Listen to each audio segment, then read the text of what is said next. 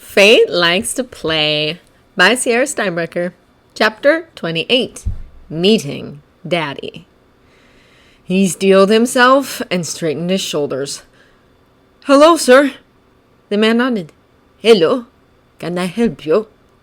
"Yes, Hiccup cast around for a good way to start the conversation. "Are you milady's father?" "You mean your wife?" The prince nodded. The man smiled. "Even if it's after the fact, it's still nice that you thought to come ask my permission. Come in."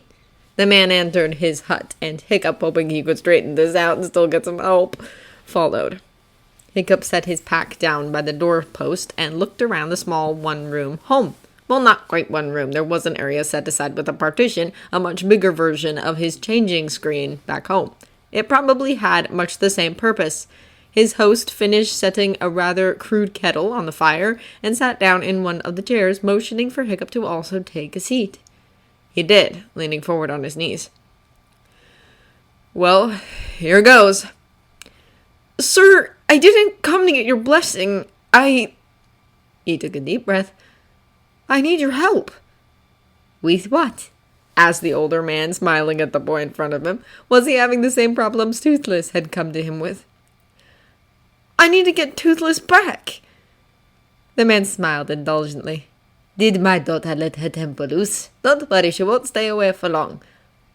"It's not that," Hiccup tried to specify. Why was talking to this man exactly like trying to get something through to his own father? "She's been taken." The atmosphere tensed as all thoughts of lovers' spats flew out the door. "By who?" "Thanatos." He leaned forward, mirroring the boy's posture. "Tell me everything, starting with the first time you met him." So Hiccup replayed their conversation in the ballroom, detailing what he'd done and what Toothless had told him after that.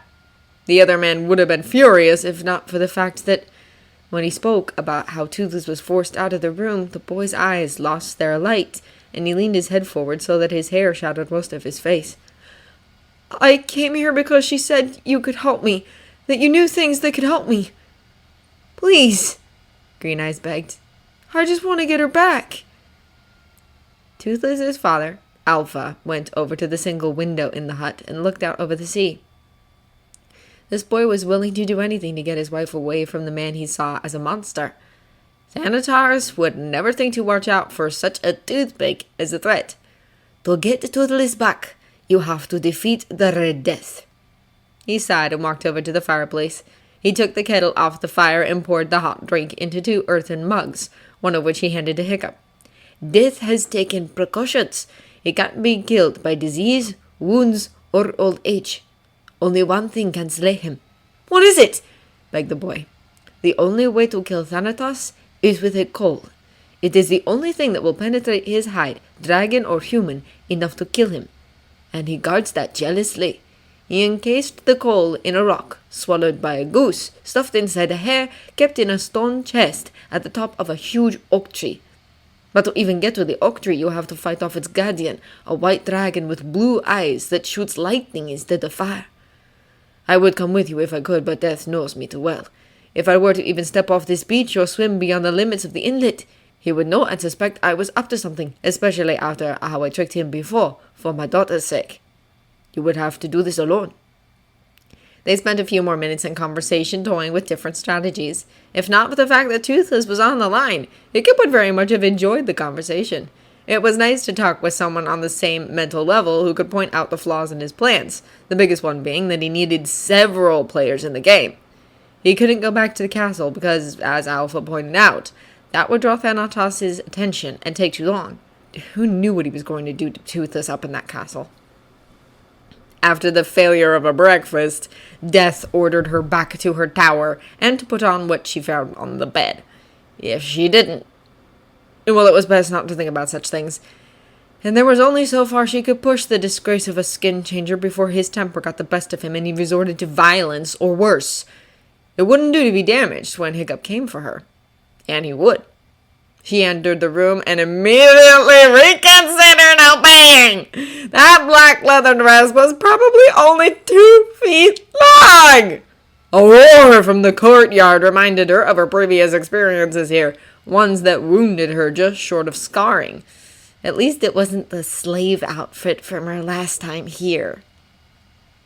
She slipped the dress over her head and shimmied into it. The plunging neckline made her grimace. Please don't let Hiccup come today, she prayed as she yanked down on the hemline and threw her hair over her shoulder, obscuring the top of the dress and the skin revealed with it. Another roar ripped from the castle. Get down here, you shifting scum! She forged her spine straight and unyielding, gave the dress one last tug, and walked back into the fire. At least it was black. You might take the changer out of the skin, but you couldn't take the skin out of the changer.